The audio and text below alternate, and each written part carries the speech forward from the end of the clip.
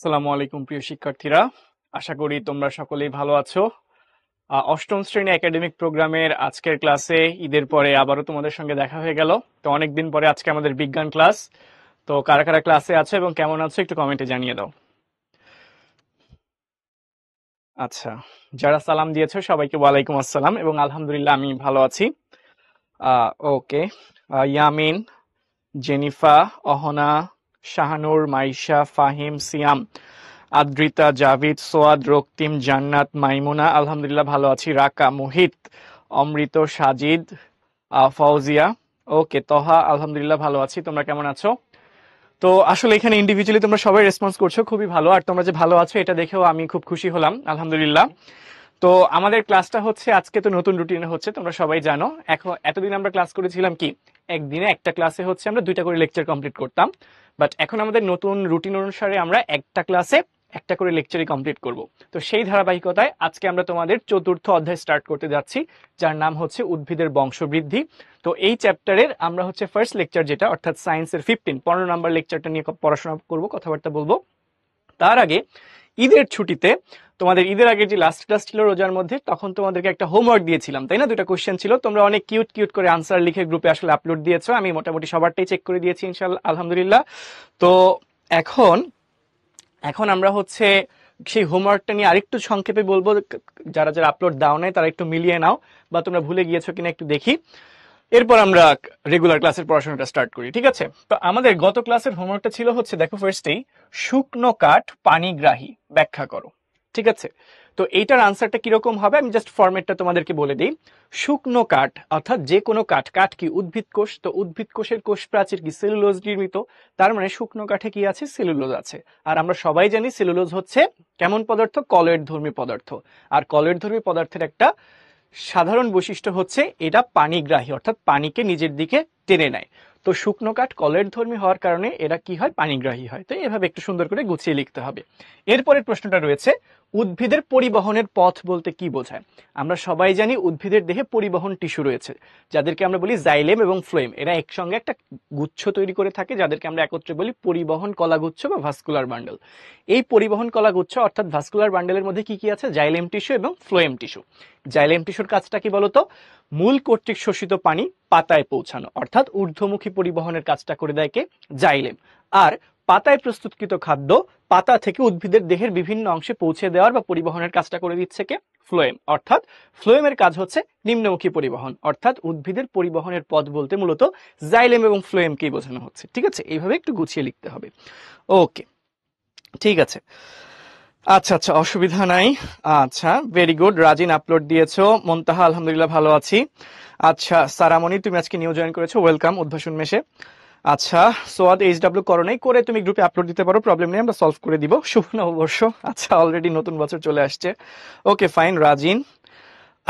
আচ্ছা, জি ভাইয়া করেছো, ভেরি গুড। ধ্রুব দাস, শুভ নববর্ষ। সবাইকে শুভ নববর্ষ। তাহিম আলহামদুলিল্লাহ, ওয়ালাইকুম আসসালাম, ভালো আছি। ওকে, ঠিক আছে, আসো। ঠিক আছে অপূর্ব, তুমি অপূর্ব আমরা বুঝতে পেরেছি। আসো আমরা একটু সামনের দিকে আগাই। দেখি আজকের লেকচারে আমরা আলোচনা করব হচ্ছে প্রজনন বা জনন, অর্থাৎ পার্ট 1 থেকে 3 প্রজনন নিয়ে সবটাই কথাবার্তা থাকবে। তো আসো একটু দেখি প্রজনন বলতে আসলে আমরা কি বুঝি। নতুন অধ্যায় আমরা স্টার্ট করছি। দেখো ফার্স্টই প্রজননের একটা সংজ্ঞা দিয়েছে। কি বলেছে, যে জটিল প্রক্রিয়ায় জীব তার প্রতিরূপ বা বংশধর সৃষ্টি করে তাকে প্রজনন বা জনন বলে। ইংরেজিতে আমরা বলি রিপ্রোডাকশন। এখন দেখো প্রজননটা আসলে কেন দরকার। প্রতিটা জীবই চায় মৃত্যুর আগে, অর্থাৎ পৃথিবী থেকে চলে যাওয়ার আগে, পৃথিবীতে তার একটা প্রতিরূপ বা বংশধর রেখে যেতে, ঠিক আছে? এটা সকল জীবের ধর্ম। স্রষ্টা সকল জীবের মধ্যে এই ধর্মটা সেট করে দিয়েছেন আর কি, বা এই বৈশিষ্ট্যটা সেট করে দিয়েছেন যে প্রতিটা জীবই চাবে সে তার জীবদ্দশায়, অর্থাৎ জীবিত অবস্থায় তার কি রেখে যেতে, প্রতিরূপ বা বংশধর রেখে যেতে। অর্থাৎ প্রজনন হচ্ছে বংশধর সৃষ্টির প্রক্রিয়া, বংশধর তৈরির প্রক্রিয়া। তো যে প্রক্রিয়ায় জীব তার প্রতিরূপ বা বংশধর সৃষ্টি করে সেটাকে আমরা বলি প্রজনন, বা সংক্ষেপে অনেকে এটাকে জননও বলে থাকে। তো দেখো সংজ্ঞাতে এটাই বলেছে, যে জটিল প্রক্রিয়ায় জীব তার প্রতিরূপ বা বংশধর সৃষ্টি করে তাকেই আমরা কি বলি, প্রজনন বা জনন বলি। ইংরেজিতে এটাকে আমরা কি বলি, রিপ্রোডাকশন। ইংরেজিতে আমরা কি বলি, রিপ্রোডাকশন, ঠিক আছে? প্রজননের ইংরেজি হচ্ছে রিপ্রোডাকশন। এখন দেখো এই প্রজননের প্রকারভেদটা যদি আমরা একটু তাকাই, প্রজনন হচ্ছে দুই প্রকার, একটা বলা হচ্ছে যৌন প্রজনন, আরেকটাকে বলা হচ্ছে অযৌন প্রজনন। ঠিক আছে, কি বললাম, প্রজনন বা রিপ্রোডাকশন দুই প্রকার, একটা হচ্ছে অযৌন প্রজনন, আরেকটা হচ্ছে যৌন প্রজনন। তো এখন দেখো, এই অযৌন প্রজনন বলতে আমরা কি বুঝি আর যৌন প্রজনন বলতে আমরা কি বুঝি।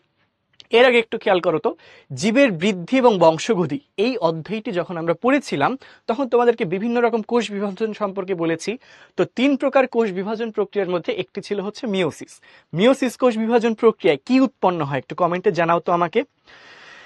মিওসিস কোষ বিভাজন প্রক্রিয়ায় কি উৎপন্ন হয়, কোন কোষ তৈরি হয়, একটু কমেন্টে আমাকে জানাও তো। মিওসিস কোষ বিভাজন প্রক্রিয়ায়, very good Namira, gamete, Ramisa, জনন কোষ, ভেরি গুড ভেরি গুড, যারা সঠিক উত্তর দিচ্ছ ভেরি গুড। আমিনা, রামিসা, মৌনতা, আদ্রিতা, ইমরান। ইমরান লিখেছো জাইগোট, জাইগোট তৈরি হয় না মিওসিস প্রক্রিয়ায়, ঠিক আছে, জনন কোষ তৈরি হয়। মিওসিস প্রক্রিয়া কি হয়, জনন মাতৃকোষ থেকে জনন কোষ তৈরি হয়, ঠিক আছে। পুরুষের দেহে তৈরি হয় পুং জনন কোষ বা শুক্রাণু, আর স্ত্রী দেহে তৈরি হয় স্ত্রী জনন কোষ বা ডিম্বাণু। তো এই যে পুং জনন কোষ আর স্ত্রী জনন কোষ তৈরি হয়, এই পুং জনন কোষ আর স্ত্রী জনন কোষ দুইটা কি বিপরীত ধর্মী না, পুরুষ আর স্ত্রী তো বিপরীত ধর্মী। তো পুং জনন কোষ আর স্ত্রী জনন কোষ অর্থাৎ দুটি বিপরীত ধর্মী জনন কোষের মিলনের মাধ্যমে যেই প্রজনন প্রক্রিয়াটা সম্পন্ন হয় সেটাকে আমরা কি বলি, যৌন প্রজনন প্রক্রিয়া। কি বললাম, দুটি ভিন্ন ধর্মী গ্যামেটের মিলনের ফলে যে প্রজনন প্রক্রিয়া সম্পন্ন হয় সেটাকে আমরা কি বলছি, যৌন প্রজনন। অর্থাৎ যৌন প্রজননের প্রধান শর্তটা কি, দুটি ভিন্ন ধর্মী গ্যামেটের মিলন হবে। কি হবে, দুটি ভিন্ন ধর্মী গ্যামেটের মিলন হবে, ঠিক আছে, দুটি ভিন্ন ধর্মী জনন কোষ বা গ্যামেটের মিলন হবে। জনন কোষ যার আরেক নাম কি গ্যামেট, এদের কি হবে, জনন কোষ বা গ্যামেটের মিলন ঘটবে, ঠিক আছে। যৌন প্রজননের মূল শর্ত কি, দুটি ভিন্ন ধর্মী জনন কোষ বা গ্যামেটের মিলন ঘটবে, অর্থাৎ ডিম্বাণু শুক্রাণুর মিলনের মাধ্যমে যে জনন প্রক্রিয়াটা সম্পন্ন হচ্ছে সেটাকে আমরা কি বলছি, যৌন প্রজনন। আর অযৌন প্রজননটা কি, অযৌন প্রজনন তাহলে আমরা বুঝতেই পারছি ভিন্ন ধর্মী গ্যামেটের মিলন ছাড়াই, ভিন্ন ধর্মী দুটি গ্যামেটের, ভিন্ন ধর্মী দুটি গ্যামেটের মিলন ছাড়া যে প্রজনন সম্পন্ন হবে, ভিন্ন ধর্মী দুটি গ্যামেটের মিলন ব্যতীত, ভিন্ন ধর্মী দুটি গ্যামেটের মিলন ব্যতীত যেই প্রজননটা সম্পন্ন হবে সেটাকেই আমরা কি বলছি, অযৌন প্রজনন, ঠিক আছে। সো এখানে এই ব্যাপারটা খেয়াল করতে হবে, এখানে হচ্ছে কি বলেছে, দুটি ভিন্ন ধর্মী গ্যামেটের মিলন ব্যতীত কি হবে, অযৌন। আর যৌন প্রজননে কি হবে, দুটি ভিন্ন ধর্মী গ্যামেটের মিলন হবে। এইটাই হচ্ছে যৌন আর অযৌনর প্রধান পার্থক্য। এই পর্যন্ত ক্লিয়ার, এই পর্যন্ত ক্লিয়ার। ক্লিয়ার হয়ে থাকলে সি লিখো, এই দুইটা কথা জাস্ট ক্লিয়ার হয়ে থাকলে একটু সি লিখো, ঠিক আছে, এই দুইটা কথা। আচ্ছা ঠিক আছে, আরাফাত ভালো করে বুঝতে পারো, খুবই ভালো। একটু যারা বুঝতে পেরেছো সি লিখো, ভেরি গুড ভেরি গুড। আচ্ছা, তাহমিদ, সৌভিক, ওয়াফিক, ফারিহা, সিদ্রাতুল, নামিরা, ফায়াজ, রক্তিম, অর্পা, তোহা, বর্ষণ, ওকে, আরো অনেকেই লিখেছো, ভেরি গুড, তোমরা বুঝতে পেরেছো। তাহলে দেখো আমরা একটু নেক্সট স্লাইডে যাই। তো প্রজননটা হচ্ছে যে প্রক্রিয়া জীব তার প্রতিরূপ বা বংশধর সৃষ্টি করবে সেটা প্রজনন। প্রজনন দুই প্রকার, একটা অযৌন প্রজনন, যৌন প্রজনন। যৌন প্রজননে কি হবে, দুটি ভিন্ন ধর্মী গ্যামেটের মিলন হবে। আর অযৌন প্রজননে কি হবে, দুটি ভিন্ন ধর্মী গ্যামেটের মিলন ছাড়াই অযৌন প্রজননটা হবে। তো আজকের ক্লাসটাতে আমরা অযৌন প্রজননের বিভিন্ন পদ্ধতি সম্পর্কেই জানবো। তো দেখো ফার্স্টেই আছে অযৌন প্রজনন। দেখো ফার্স্টে কি দেখা যাচ্ছে, অযৌন প্রজনন। তো কি বললো, অযৌন প্রজননের সংজ্ঞাটা কি, দুটি ভিন্ন ধর্মী জনন কোষের মিলন ছাড়াই যে প্রক্রিয়ায় দুটি ভিন্ন ধর্মী জনন কোষের মিলন ছাড়াই জনন সম্পন্ন হয় তাকে আমরা কি বলি, অযৌন জনন বা অযৌন প্রজনন বলি। কাদের ক্ষেত্রে অযৌন প্রজনন দেখা যায়, দেখো এখানে বলে দিয়েছে নিম্ন শ্রেণীর জীবে। কাদের ক্ষেত্রে, নিম্ন শ্রেণীর জীবে অর্থাৎ অনুন্নত জীবে অযৌন জননের প্রবণতা বেশি। এই কথাটা কিন্তু এমসিকিউ আসবে যে কাদের ক্ষেত্রে আমরা অযৌন জননটা বেশি দেখতে পাই। সো আনসার কি হবে, নিম্ন শ্রেণীর জীবে অযৌন জননের প্রবণতাটা বেশি। এখন একটু খেয়াল করো, অযৌন প্রজননের আবার প্রকারভেদ আছে। একটা বলা হচ্ছে স্পোর উৎপাদনের মাধ্যমে, আর একটা হচ্ছে অঙ্গজ জননের মাধ্যমে, ঠিক আছে। এই যে বললাম স্পোর উৎপাদন, এই স্পোরের কতগুলো সমার্থক শব্দ আছে একটু জেনে নিতে হবে। Spore, what is spore? স্পোরের আরেকটা নাম হচ্ছে রেণু। স্পোরের আরেকটা নাম কি, রেণু। রেণু বা স্পোরের আরেকটা নাম হচ্ছে কি, অণুবীজ। আরেকটা নাম কি, অণুবীজ। এই তিনটা নাম একটু জেনে রাখবো, ঠিক আছে। যেটাই স্পোর, সেটাই রেণু, সেটাই কি, অণুবীজ, একই জিনিস। তো স্পোর বা অণুবীজ বা রেণু উৎপাদনের মাধ্যমে অঙ্গজ জনন হতে পারে, আবার অযৌন জনন হতে পারে, আবার উদ্ভিদের দেহ অঙ্গের মাধ্যমেও হতে পারে। ঠিক আছে, স্পোর উৎপাদনের মাধ্যমে অযৌন জনন হতে পারে, আবার উদ্ভিদের দেহের অঙ্গের মাধ্যমেও কি হতে পারে, অযৌন জনন হতে পারে। তো অযৌন জননের দুইটা প্রকারভেদ আমরা দেখলাম। এখন একটু দেখব কিভাবে, আগে দেখবো আমরা স্পোরের মাধ্যমে কিভাবে প্রজননটা হয়, এরপর আমরা দেখবো কিভাবে অঙ্গজ জননের মাধ্যমে অযৌন প্রজননটা হয়। তো আসো দেখি স্পোরের মাধ্যমে কিভাবে অযৌন প্রজনন হয়। তো দেখো, স্পোর উৎপাদন। ঠিক আছে, স্পোর উৎপাদন, স্পোর মানে অলরেডি আমি কি বলেছিলাম, স্পোর শব্দের আরেকটা নাম কি, অণুবীজ। ঠিক আছে, তো উদ্ভিদের দেহের কিছু কোষ রূপান্তরিত হয়ে একটা থলির মতো গঠন সৃষ্টি করে। ঠিক আছে, কি বললাম, উদ্ভিদ দেহের কিছু কোষ রূপান্তরিত হয়ে একটা থলির মতো গঠন তৈরি করে। ঠিক আছে, এই থলির ভেতরেই কি তৈরি হয়, এই থলির ভেতরেই তৈরি হয় হচ্ছে স্পোর বা অণুবীজ। কি তৈরি হয়, অনেক অনেক স্পোর বা অণুবীজ তৈরি হয়। তো যেই থলিতে অনেক অনেক স্পোর বা অণুবীজ তৈরি হচ্ছে, সেই থলিটাকে আমরা কি বলি, রেণু থলি। কি বলি, রেণু থলি। রেণু তৈরি হয় যেই থলিতে, তার নাম কি, রেণু থলি। রেণুর আরেক নাম যেহেতু অণুবীজ, তাই এই থলির আরেকটা নাম কি, অণুবীজ থলি। আরেকটা নাম কি, অণুবীজ থলি। ঠিক আছে, তোমরা আরেকটা ইংরেজি নামও জেনে রাখতে পারো, যেহেতু স্পোর তৈরি হচ্ছে, এটার আরেকটা নাম স্পোরাঞ্জিয়াম। আরেকটা নাম কি, স্পোরাঞ্জিয়াম। ঠিক আছে, এই স্পোরাঞ্জিয়াম শব্দটা তোমাদের বইয়ে নাই, এটা আরেকটু বড় হইলে তোমরা জানতে পারবা, তারপরেও এখন জেনে রাখতে পারো। ঠিক আছে, এখন এক্সট্রা যারা জেনে রাখতে চাও তারা জেনে রাখতে পারো। তাহলে দেখো, যেই থলির ভেতরে স্পোর বা রেণু তৈরি হলো, তার নাম কি, রেণুথলি। তার নাম কি, রেণুথলি বা স্পোরাঞ্জিয়াম বা কি বললাম, অণুবীজ থলি। এই যে ভেতরে ছোট ছোট দেখিয়েছি, এগুলা কি, এগুলা হচ্ছে আসলে স্পোর বা অণুবীজ। এগুলা কি, স্পোর বা অণুবীজ, বা আমরা কি বলতে পারি বলতো, রেণু। ঠিক আছে, এটাই হচ্ছে কি। তো দেখো, ফার্স্টে আমাদের কি বলা আছে, এখানে বলা আছে হচ্ছে স্পোর উৎপাদন। তো এইটা স্পোর উৎপাদন বোঝার জন্য ফার্স্টে আমাদেরকে অণুবীজ থলিটা বুঝতে হবে। তো সেটা আমরা বললাম যে উদ্ভিদের দেহের কিছু কোষ রূপান্তরিত হয়ে একটা থলির মতো গঠন তৈরি করে। এই থলিটাকে আমরা বলি রেণুথলি বা অণুবীজ থলি বা স্পোরাঞ্জিয়াম। এই রেণুথলি বা অণুবীজ থলি বা স্পোরাঞ্জিয়াম নামক থলির ভেতরে কি তৈরি হবে, স্পোর তৈরি হবে। ঠিক আছে, তো এখন দেখো, এই অণুবীজ থলি তো বুঝলাম, এরপর দেখো রেণুথলি বা অণুবীজ থলির ভেতরে যে স্পোর তৈরি হয় বা যে অণুবীজ তৈরি হয়, সেগুলো তো নর্মাল অণুবীজ বা স্পোর। কিছু উদ্ভিদ আছে যাদের ক্ষেত্রে এই রেণুথলি বা অণুবীজ থলির ভেতরে অণুবীজ তৈরি হয় না। কিছু উদ্ভিদ আছে যাদের ক্ষেত্রে অণুবীজ থলির ভেতরে কি তৈরি হয় না, অণুবীজ তৈরি হয় না, অণুবীজ থলির বাহিরে অণুবীজ তৈরি হয়। যেরকম এই ছবিটার দিকে একটু তাকাও, এই ছবিটার দিকে একটু পরে আসো, এখানে একটু বুঝাই বলি। ধরে নাও এটা একটা অণুবীজ থলি, কিন্তু এর ভেতরে কোনো অণুবীজ তৈরি হয় নাই। অণুবীজটা তৈরি হয়েছে কোথায়, বাইরে। ঠিক আছে, এখানে ধরে যে বাইরে এইভাবে কি তৈরি হয়েছে, অণুবীজ তৈরি হয়েছে। এগুলা কি, এক একটা অণুবীজ। ঠিক আছে, এগুলা কি এক একটা অণুবীজ। ঠিক আছে, এইগুলা হচ্ছে এক একটা অণুবীজ। তো দেখো, অণুবীজটা কি থলির ভেতরে তৈরি হয়েছে না বাইরে তৈরি হয়েছে, এই ছবিটাতে অণুবীজগুলা কি থলির ভেতরে তৈরি হয়েছে না বাইরে তৈরি হয়েছে, একটু কমেন্টে জানাও। এই ছবিটায় কি দেখতে পাচ্ছ, অণুবীজগুলা বা স্পোরগুলা বা রেণুগুলা কি থলির ভেতরে তৈরি হয়েছে না বাহিরে তৈরি হয়েছে, একটু কমেন্টে জানাও তো ভাইয়াপুরা একটু জানাও। আউটসাইড, আরিয়ান, নাবিহা, মাইশা, উদয়, অহনা, তাসনিম, মুনতাকা, নাজিব, নানজিবা, পল্লব, তানজিম, উদয়।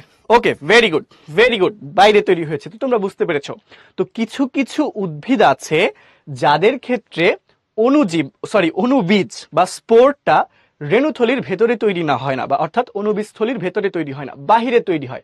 এই ধরনের অণুবীজকে আমরা কি বলি জানো, এই ধরনের অণুবীজকে আমরা বলি বহি অণুবীজ। এই অণুবীজগুলোকে আমরা কি নাম দিই, এই অণুবীজগুলোকে আমরা সাধারণ অণুবীজ বলি না, কি বলি, বহি অণুবীজ। যেহেতু বাহিরে তৈরি হয়েছে, তাই এদের নাম আমরা কি দেই, বহি অণুবীজ। কি বলি এদেরকে, বহি অণুবীজ বলি। তো বিভিন্ন ধরনের বহি অণুবীজ আছে। এর মধ্যে কিছু কিছু বহি অণুবীজকে নামকরণ করা হয়েছে কি হিসেবে জানো, কিছু কিছু বহি অণুবীজকে নামকরণ করা হয়েছে কনিডিয়া হিসেবে। কি হিসেবে, কনিডিয়াম। কিছু কিছু বহি অণুজীবকে, বিশেষ ধরনের বহি অণুবীজকে কি বলা হয়, বারবার আমি অণুজীব বলে ফেলছি, অণুজীব না কিন্তু অণুবীজ। ঠিক আছে, কিছু কিছু বহি অণুবীজকে কি বলা হয়, বা বহি স্পোরকে কি বলা হয়, কনিডিয়াম বলা হয়। এই কনিডিয়াম বলতে একটা অণুবীজকে বোঝায়। ঠিক আছে, কনিডিয়াম, একটু শব্দটা খেয়াল করো, আমি লিখছি এখানে একটু, কনিডিয়াম। কনিডিয়াম, এটা হচ্ছে এক বচন, ঠিক আছে? এক বচনে আমরা কি বলি? কনিডিয়াম, ঠিক আছে? এক বচনে কি বলি? কনিডিয়াম। কনিডিয়াম শব্দটা হচ্ছে এক বচন, সিঙ্গুলার, ঠিক আছে? কনিডিয়াম শব্দটা হচ্ছে সিঙ্গুলার, এক বচন। তো প্লুরাল, অনেকগুলা যদি রেণু তৈরি হয়, এখানে যেমন অনেকগুলো অনুবিজ তৈরি হয়েছে না, অনেকগুলা বহি অনুবিজ তৈরি হয়েছে না, এরকম প্লুরাল হইলে আমরা কি লিখি জানো? প্লুরাল হইলে আমরা বলি কনিডিয়া। প্লুরাল হইলে কি বলি? কনিডিয়া। প্লুরাল হলে আমরা কি বলি? কনিডিয়া। এটা হচ্ছে কি? কনিডিয়া। তাহলে কি? কনিডিয়াটা হচ্ছে বহুবচন, ঠিক আছে? কনিডিয়া শব্দটা মনে রাখবে, এটা দ্বারা কি বোঝায়? বহুবচনকে বোঝায়। তোমরা অনেকেই কনফিউজড হও যে কোনটা কনিডিয়া কোনটা কনিডিয়াম, দুইটা একই জিনিস। এক বচনে একটা থাকলে বলি কনিডিয়াম, অনেকগুলো থাকলে বলি কনিডিয়া। তো এখন দেখো আমি পুরো জিনিসটা আরেকবার একটু সামারাইজ করি, আরেকবার একটু রিপিট করি, ঠিক আছে ভাইয়া? দেহকোষ পরিবর্তিত হয়ে কিভাবে অণুবীজবাহী থলির সৃষ্টি হয়? মিওসিস কোষ বিভাজনের মাধ্যমে ভাইয়া। এই যে মুনিমুল হক শিহাব, দেহকোষে মিওসিস হয়, মিওসিস প্রক্রিয়া দেহকোষ রূপান্তরিত হয়ে থলির মতো গঠন তৈরি হয়, ঠিক আছে? ওকে, হ্যাঁ, ব্যাকটেরিয়ার ক্ষেত্রেও সেম। ব্যাকটেরিয়াম একটা হচ্ছে, একটা অণু থাকলে আমরা বলি ব্যাকটেরিয়াম, অনেকগুলো একসাথে থাকে তাই আমরা বলি ব্যাকটেরিয়া, ঠিক আছে?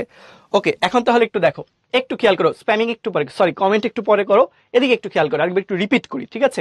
তো দেখো, উদ্ভিদের দেহের কিছু কোষ রূপান্তরিত হয়ে একটা থলির মতো গঠন সৃষ্টি করে।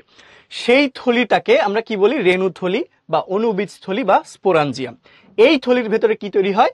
রেণু বা স্পোর বা অণুবীজ তৈরি হয়, ঠিক আছে? কিছু কিছু উদ্ভিদে দেখা যায় যে রেণুথলি বা অণুবীজ থলির ভেতরে অণুবীজ তৈরি না হয়ে অণুবীজ থলির বাহিরে অণুবীজ তৈরি হয়। এই অণুবীজ থলির বাহিরে তৈরি হওয়া অণুবীজগুলোকে আমরা কি বলি? বহি অণুবীজ বলছি। এই বহি অণুবীজগুলোর মধ্যে কিছু কিছু বহি অণুবীজকে আমরা কি নাম দিয়ে থাকি? কনিডিয়াম নাম দিয়ে থাকি, ঠিক আছে? তো কনিডিয়াম কি? একটা বহি অণুবীজ থাকলে বলি কনিডিয়াম। যদি অনেকগুলা বহি অণুবীজ থাকে, অর্থাৎ যদি প্লুরাল থাকে, বহু বচনে যদি থাকে, তাহলে আমরা শব্দটাকে কিভাবে লিখি? কনিডিয়া হিসেবে লিখি। এই পর্যন্ত তো ক্লিয়ার? তো এখন এদিকে একটু খেয়াল করো, এখন তাহলে এদিকে একটু খেয়াল করো, কি বলেছে? দুটো ইনফরমেশন আমরা একটা এমসিকিউর জন্য মনে রাখবো, সেটা হচ্ছে পেনিসিলিয়াম। পেনিসিলিয়াম জাতীয় ছত্রাক কনিডিয়া সৃষ্টির মাধ্যমে বংশবৃদ্ধি করে। তাহলে কনিডিয়া সৃষ্টি করে কে? পেনিসিলিয়াম। এটা কিন্তু অনেকবার পরীক্ষায় আসে, ঠিক আছে? খুবই ইম্পর্টেন্ট একটা এমসিকিউ। পেনিসিলিয়াম জাতীয় ছত্রাক কিভাবে বংশবৃদ্ধি করে? কনিডিয়া সৃষ্টির মাধ্যমে। অথবা তোমাকে জিজ্ঞাসা করবে নিচের কোনটি কনিডিয়া সৃষ্টির মাধ্যমে তৈরি করে, বংশবৃদ্ধি করে বা অজনন প্রজনন ঘটায়? আনসার কি হবে? পেনিসিলিয়াম। একদম স্পেসিফাই করে দিল, বহি অণুবীজ তৈরির মাধ্যমে। অপশনের সময় কনিডিয়া না থেকে বহি অণুবীজ কথাটাও থাকতে পারে। এখন দেখো, আরেকটা কথা বলা হয়েছে কি? মিউকর। মিউকর এর ক্ষেত্রে কি তৈরি হয়? অণুবীজ তৈরি হয়, অসংখ্য অণুবীজ তৈরি হয়, ঠিক আছে? মিউকরে কি হয়? অসংখ্য অণুবীজ তৈরি হয়। এই যে আমরা বললাম না, রেণুথলির ভেতরে অনেকগুলা করে অণুবীজ তৈরি হবে, তো একটা রেণুথলিতে বেশিরভাগ সময় দেখা যায় একটা রেণুথলিতে অনেকগুলা রেণু বা অণুবীজ তৈরি হয়। কিন্তু কিছু কিছু ক্ষেত্রে দেখা যায় একটা রেণুথলি বা একটা অণুবীজ থলিতে একটা মাত্র অণুবীজ তৈরি হতে পারে, এরকমও ঘটনা দেখা যায়। ক্লিয়ার? ক্লিয়ার বিষয়টা? ওকে, মিউকর ও ছত্রাক, মিউকর ও ছত্রাক এগুলো সবই ছত্রাক, বুঝেছেন? মিউকর, ফিউসেরিয়া, সার্গেসাম এগুলো সবই ছত্রাক। ওকে, ঠিক আছে। ওকে ভাইয়া, ওই থলির মধ্যে কেন স্পোর তৈরি হবে?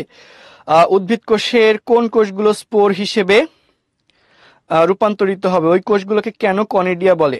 আচ্ছা, তোমার প্রশ্নগুলো খুবই স্পষ্ট যে ওই থলির মধ্যেই কেন স্পোর তৈরি হবে। এখন একটা সিম্পল, তুমি আমাকে আগে এইটা বোঝার জন্য তোমার শরীর থেকে একটা প্রশ্নের আনসার দাও। এই যে আমাদের চোখ, চোখ বাদ দাও, আমাদের হাত, ঠিক আছে? এই হাতটা এখানেই কেন? এই হাতটা এখানে তৈরি না হয়ে তো আরেকটু নিচেও তৈরি হতে পারতো। এখানে কাত তৈরি, এখান থেকে হাত বের হয়েছে না? এখানেই কেন হাত আছে? এখান থেকেও তো হাত বের হতে পারতো, এটা হয় নাই কেন? ঠিক আছে, আদিত্য পাল, তোমার কোন মেসেজে রিপ্লাই দিইনি? তুমি কি জিজ্ঞাসা করেছো? ঠিক আছে, প্রত্যয় কিভাবে ভালো বোঝাতে পারি? নিজে ভালো বুঝেছি, মনোযোগ দিয়ে আগে ক্লাস করেছি যখন স্টুডেন্ট ছিলাম, এই জন্য এখন ভালো বোঝাইতে পারি। এখন বিষয়টা বুঝো, তোমার আমার হাত এখান থেকে কেন তৈরি হয়েছে আর নিচ থেকে কেন তৈরি হয় নাই? কারণ এখানকার কোষগুলা হাত তৈরি করার জন্য বিশেষায়িত ছিল, অনেকটা এরকমই। তো সব কোষ থেকেই তো আর রেণু তৈরি হবে না, সব কোষ থেকেই তো আর রেণুথলি তৈরি হবে না। কোনো না কোনো কোষকে তো রেণুথলিতে পরিণত হতেই হবে, যেহেতু সে অযৌন পদ্ধতিতে বংশবৃদ্ধি করবে। তো এটা হচ্ছে স্টেম সেল। এটা একটু বড় হইলে তোমরা শিখবে, এত ছোট ক্লাসে এত কথা বলা যাচ্ছে না, ঠিক আছে? আচ্ছা, ওকে। কি মাহি, তোমার কিসের রিপ্লাই দিব? তুমি তো কোশ্চেন তো কিছু করো নাই, জাস্ট লিখে রেখেছো রিপ্লাই দেন। ভাইয়া কি কোশ্চেন তোমাদের? আচ্ছা, অণুবীজের ইংলিশ তো অলরেডি লিখেই দিয়েছি, স্পোর। স্পোর ইংরেজিতে SPORE, স্পোর। ঠিক আছে, এইটাই ইংরেজি, স্পোর। ঠিক আছে, আচ্ছা এখন একটু সামনে যাই আমরা। এখন একটু দেখো, এটা কুইজ আছে তোমাদের জন্য, একদম রেডিমেড কুইজ, খুবই ইজি, ঝটপট আনসার করে ফেলো। দেখো কি বলেছে, দেখো কি বলেছে, কনিডিয়া সৃষ্টির মাধ্যমে বংশবৃদ্ধি করে কোনটি? ঠিক আছে সাজ্জাদ, কেমন আছি সেটার চেয়ে ইম্পর্টেন্ট হচ্ছে তুমি পড়া বুঝতেছো কিনা, মনোযোগ দিয়ে ক্লাস করো। আলহামদুলিল্লাহ ভালো আছি। হ্যাঁ, পেনিসিলিয়াম থেকে অ্যান্টিবায়োটিক পেনিসিলিন তৈরি হয়। ঠিক আছে, দেখো কনিডিয়া সৃষ্টির মাধ্যমে বংশবৃদ্ধি করে কোনটি? লাস্ট 5 সেকেন্ডস, আমরা ক্লোজ করে দিব পোলটা। সবাই ঝটপট আনসার দিয়ে ফেলো, ভুল করো না। 5 4 3 2 1 ক্লোজ। আচ্ছা, তো দেখো খুবই ইজি, কনিডিয়া সৃষ্টির মাধ্যমে বংশবৃদ্ধি করে হচ্ছে পেনিসিলিয়াম, আমরা মাত্রই পড়েছি তাই না? তো এখানে তোমরা 82% স্টুডেন্টই সঠিক উত্তর দিয়েছো, কারণ কোশ্চেনটা খুবই ইজি ছিল। তো আমরা একটু লিডার বোর্ডটা দেখে ফেলবো। ওকে, লিডার বোর্ডটা যদি আমরা একটু দেখি, সবচেয়ে কম সময়ে সঠিক উত্তর দিয়েছে মনিমুল হক শিহাব, কংগ্রাচুলেশনস শিহাব। এরপর আছে সায়ন, আছে ইরফান, আদ্রিতা, সাদ চৌধুরী, এরপর আছে ফাহিম, ওয়াফিক, নাহিন, নির্জনধর, নিহাল। কংগ্রাচুলেশনস তোমাদের সবাইকে। এর বাহিরেও যারা সঠিক উত্তর দিয়েছো কিন্তু লিডার বোর্ডে নাম আসে নাই, তোমাদের সবাইকে অনেক অনেক অভিনন্দন এবং শুভকামনা।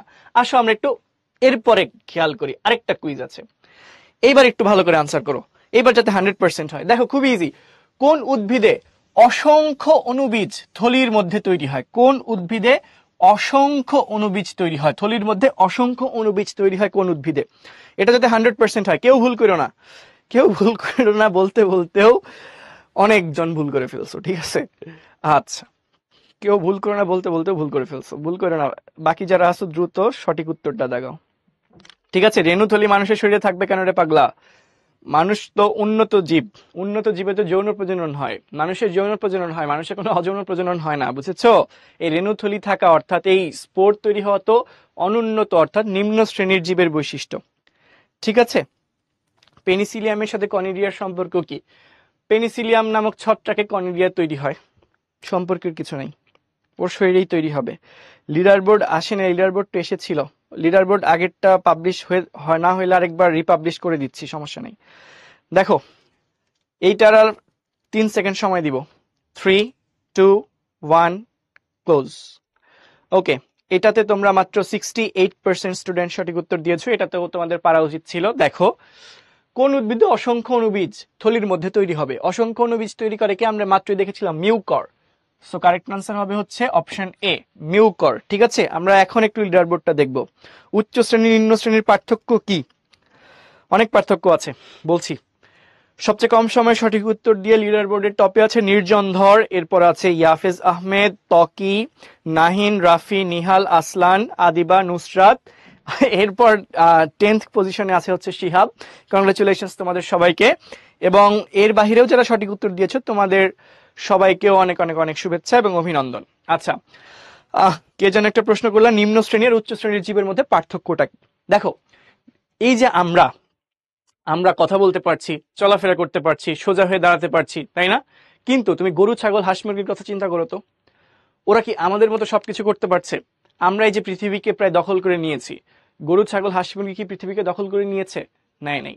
কেন নেয় নাই? কারণ ওদের কিছু বৈশিষ্ট্যের, মানে ওদের স্বাভাবিক বেঁচে থাকার জন্য গুরুত্বপূর্ণ সব বৈশিষ্ট্যই আছে, কিন্তু ওদের চেয়ে আমরা উন্নত, কারণ আমাদের ওদের চেয়ে আরো বেশি এনরিচড বা উন্নত কিছু বৈশিষ্ট্য রয়েছে। ঠিক আছে, ঠিক একইভাবে যে সকল উদ্ভিদের ক্ষেত্রেও যদি আমরা বলি, উদ্ভিদের ক্ষেত্রে নিম্ন শ্রেণীর উদ্ভিদ, উচ্চ শ্রেণীর উদ্ভিদ আছে। যে সকল উদ্ভিদের অধিক উন্নত বৈশিষ্ট্য থাকে তাদেরকে আমরা বলি উচ্চ শ্রেণীর উদ্ভিদ, আর যে সকল উদ্ভিদ বা জীবের বৈশিষ্ট্য অপেক্ষাকৃত কম উন্নত বা অনুন্নত বৈশিষ্ট্য তাদেরকে আমরা বলি নিম্ন শ্রেণীর উদ্ভিদ। ঠিক আছে, তো এই যে ভাইরাস, ব্যাকটেরিয়া, শৈবাল, ছত্রাক, অ্যামিবা, এরা বেশি উন্নত নাকি একটা তাল গাছ বেশি উন্নত বা একটা আম গাছ বেশি উন্নত? কি মনে করো? অবশ্যই একটা আম গাছ বেশি উন্নত ভাইরাস ব্যাকটেরিয়ার চেয়ে। তো বিষয়টা এরকমই। ঠিক আছে, ওকে ওকে, এখন আসো, এখন সামনে যাই। অঙ্গজ প্রজনন আমরা পড়েছিলাম, অযৌন প্রজনন দুইটা পদ্ধতিতে হয়, একটা স্পোর সৃষ্টির মাধ্যমে, একটা অঙ্গজ প্রজননের মাধ্যমে। তো স্পোর সৃষ্টির মাধ্যমে কিভাবে হয় সেটা আমরা অলরেডি দেখেছি, এখন আমরা দেখবো হচ্ছে অঙ্গজ প্রজনন। ঠিক আছে, তো এখন দেখো, তার আগে আরেকটা কথা বলে দিই, এই যে যে আমাদের স্পোর তৈরি হচ্ছিল না বারবার, ধরে নাও এটা একটা স্পোর, এটা কি একটা স্পোর, এই এই স্পোরের কোষটা এরপর বারবার বিভাজিত হবে, স্পোরের কোষগুলা কি হবে, বিভাজিত হতে থাকবে। তো বিভাজিত হয়ে হয়ে কি হবে, পূর্ণাঙ্গ অনেকগুলা কোষ মিলে টিস্যু তৈরি করবে, টিস্যু মিলে অঙ্গ, এভাবেই নতুন জীবের আত্মপ্রকাশ ঘটবে। বুঝতে পেরেছো?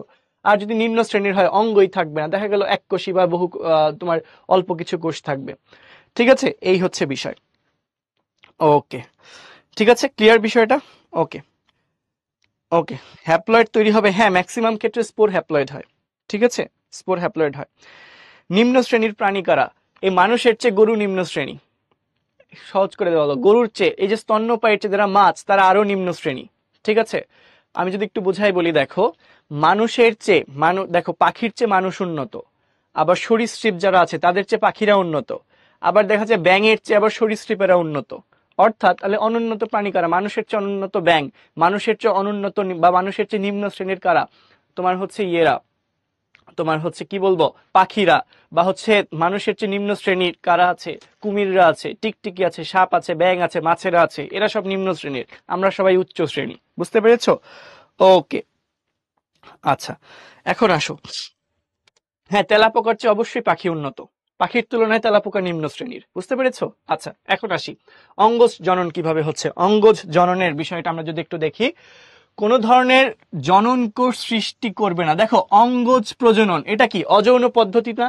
তো অযৌন পদ্ধতিতে কি জনন কোষ সৃষ্টি হবে? হবে না। সো অলরেডি আমরা দেখে নিলাম জনন কোষ সৃষ্টি না করে অঙ্গজ জনন হবে। এখন কথা হচ্ছে জনন কোষ সৃষ্টি তো হবে না, তাইলে তো অযৌন, কিন্তু অযৌন তো আবার দুই ভাবে হয়, একটা স্পোরের মাধ্যমে, একটা অঙ্গজ। তো স্পোরের মাধ্যমে তো হয়েই গিয়েছে, স্পোর তৈরি হলে তো আর সেটা অঙ্গজ হবে না। তো এই জন্য বলে দিয়েছে কোন ধরনের অযৌন রেণু বা জনন কোষ সৃষ্টি না করে দেহের অংশ খণ্ডিত হয়ে অথবা কোনো অঙ্গ রূপান্তরিত হয়ে যে জনন ঘটে তাকেই অঙ্গজ জনন বলে। কতগুলা পয়েন্ট আছে, একটু খেয়াল করো। কোনো ধরনের রেণু তৈরি হবে না, জনন কোষও তৈরি হবে না। জনন কোষ তৈরি হলে তো যৌন জননী হইতো, রেণু তৈরি হলে তো স্পোরের মাধ্যমেই হইতো, তাহলে তো আর অঙ্গজ হইতো না। তো এই জন্যই বলা হচ্ছে কোনো ধরনের অযৌন রেণু বা জনন কোষ সৃষ্টি না করে দেহের অংশ খণ্ডিত হয়ে অথবা রূপান্তরিত হয়ে যে জনন সম্পন্ন হয় সেটাকেই বলা হচ্ছে কি, সেটাকেই বলা হচ্ছে অঙ্গজ প্রজনন। ঠিক আছে রামিসা, তুমি কি মানে জিজ্ঞাসা করতেছো? ঠিক আছে, কি মানে, একটা সিম্পল ওয়ার্ড লিখে রাখো যে মানে, এরকম তো না, তোমার প্রশ্ন থাকলে স্পষ্ট করে প্রশ্ন করতে হবে। ঠিক আছে, ওকে। এখন দেখো অঙ্গজ জনন তাহলে কি, এটা কেন অযৌন রেণু তৈরি হবে না? রেণু তৈরি হলে তো স্পোর উৎপাদনের মাধ্যমে ওই স্পোর শ্রেণীর মধ্যে পড়ে যেত। ঠিক আছে, স্পোরের মাধ্যমে জনন হইতো, সেটা তো আর অঙ্গজ না। আবার জনন কোষ সৃষ্টি হলে তো সেটা যৌন প্রজনন হইতো, তাহলে তো আর অযৌন থাকতো না।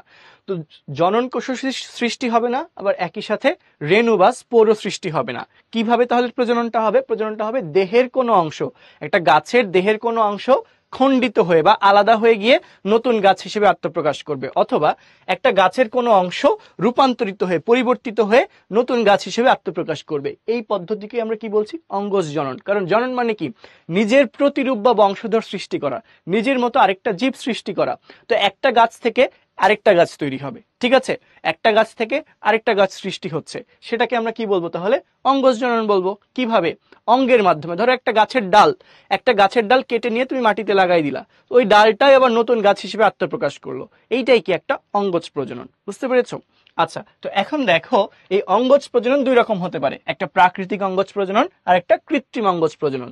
তো প্রাকৃতিক অঙ্গজ প্রজনন নাম শুনেই বুঝতে পারতেছো কিভাবে হবে, প্রাকৃতিক ভাবে হবে, এর ওপর মানুষের কোনো হাত থাকবে না। আর কৃত্রিম অঙ্গজ প্রজনন এটা কিভাবে, এটা কিন্তু মানুষের দ্বারা হবে। কি করবে? মানব সৃষ্ট কারণে। এই কৃত্রিম অঙ্গজ প্রজনন কিভাবে হবে? মানব সৃষ্ট কারণে, মানুষ এটাতে ভূমিকা রাখবে। ঠিক আছে, এটা কিভাবে কি হচ্ছে না হচ্ছে আমরা ডিটেইলে সবটাই বলবো। তো আরেকবার একটু খেয়াল করো, সংজ্ঞাটা ভালো করে বুঝো। শাহানুর ভাইয়া, পাথরকুচি কি প্রজনন, পাথরকুচির প্রজনন কি অঙ্গজ? অবশ্যই পাথরকুচির প্রজনন অঙ্গজ, আমরা সামনে বলবো। আচ্ছা নওরিন ভাইয়া, সকল প্রাণী কি তার থেকে নিম্ন শ্রেণীর জীব, কি বলেছো, সকল প্রাণী কি তার থেকে নিম্ন শ্রেণীর জীব খায়? যদি হ্যাঁ হয় তাহলে বাঘ কি মানুষের থেকে, এরকম কোনো হিসাব নাও যে নিম্ন শ্রেণীরই খাওয়া লাগবে, এরকম কোনো সিস্টেম নেই। ঠিক আছে, মানুষের চেয়ে উন্নত কোনো প্রাণী নাই, মানুষের চেয়ে উন্নত কোনো প্রাণী নাই, এর জন্য মানুষকে তার চেয়ে নিম্ন শ্রেণীর জীবই খাইতে হয়। কিন্তু অন্যান্য জীবের ক্ষেত্রে এরকম কোনো ফিক্সড নিয়ম নাই।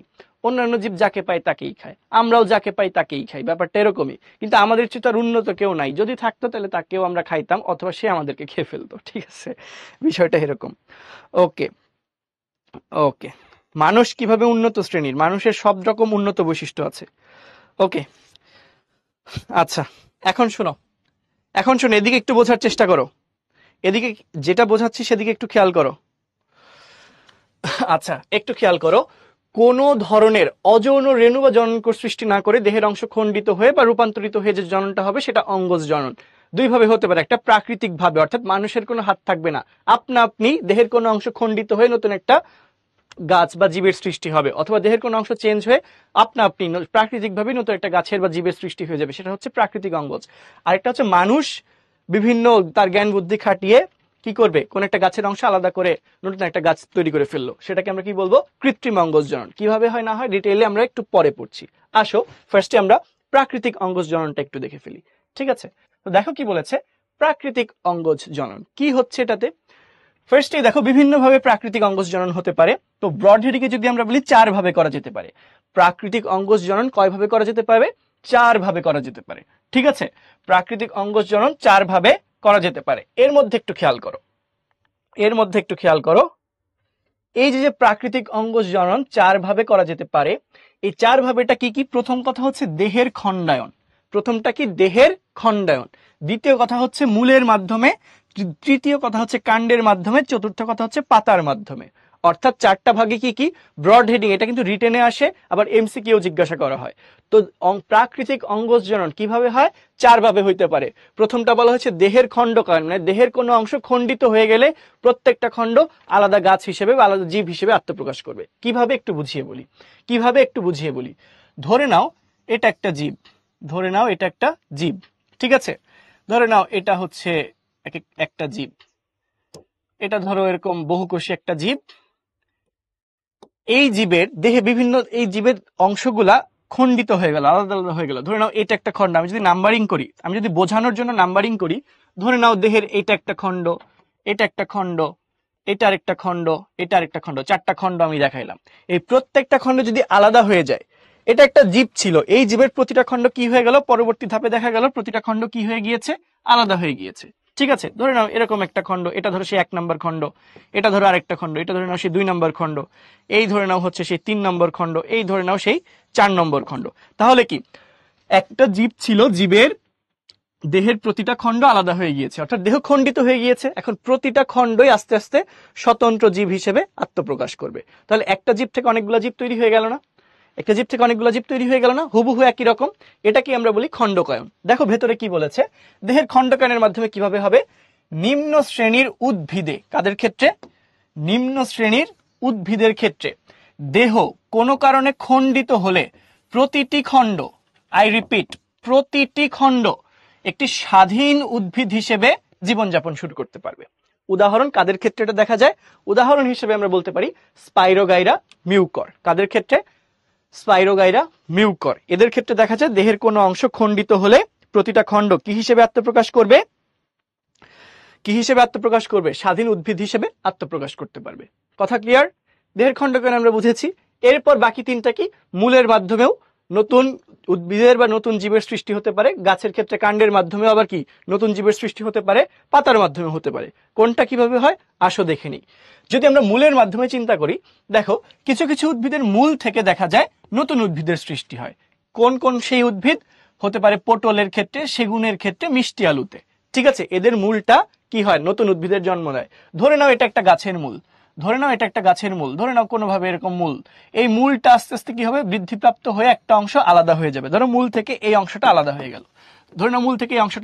গেল, তো এই যে আলাদা হওয়া অংশ, এইটাই আস্তে আস্তে নতুন একটা গাছের তৈরি করে ফেলবে, আস্তে আস্তে নতুন একটা স্বতন্ত্র উদ্ভিদের জন্ম দিবে। ঠিক আছে, তাহলে গাছের মূল আলাদা হয়ে নতুন একটা উদ্ভিদের জন্ম দিল। তাহলে কি মূল থেকে নতুন উদ্ভিদ তৈরি হলো না? তাহলে দেহের অঙ্গের মাধ্যমে নতুন উদ্ভিদ তৈরি হলো না? সো এটা একটা অঙ্গজ প্রজনন পদ্ধতি। সো এটাই বলেছে, দেখো কোন কোন উদ্ভিদের মূল থেকে নতুন উদ্ভিদের সৃষ্টি হতে পারে। এক্সাম্পল কি, পটল, সেগুন, মিষ্টি আলু।